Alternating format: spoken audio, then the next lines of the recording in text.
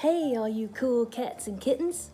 Mr. Brookshire and I are here to talk to you this week about jazz. Now, you may have noticed my poster in the background. That says Jazz Appreciation Month, and that's in the month of April. So in April, we honor the music called jazz. Now, you can hear a little of that playing right now in the background, and it's being played by one of jazz's most famous musicians and a pioneer in his field. His name was Louis Armstrong.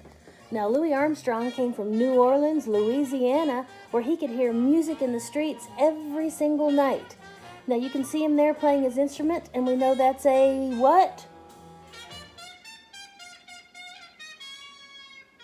A trumpet. Did you hear that?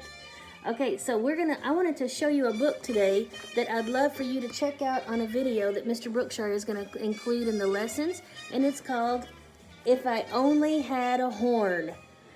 Louis Armstrong didn't have it easy. He was very poor on those streets of New Orleans, and he couldn't just buy a trumpet whenever he felt like it. So he had to really work hard to get that instrument, and then he dedicated his life to being the best jazz musician he could be. So check out our book, If I Only Had a Horn, and I wanted to show you a couple of others of some other great jazz musicians that you should check out. First of all, a jazz saxophonist named Charlie Parker. And the kind of jazz he played was bebop. Another great jazz musician, a scat singer named Ella Fitzgerald. She was an amazing singer and jazz musician herself.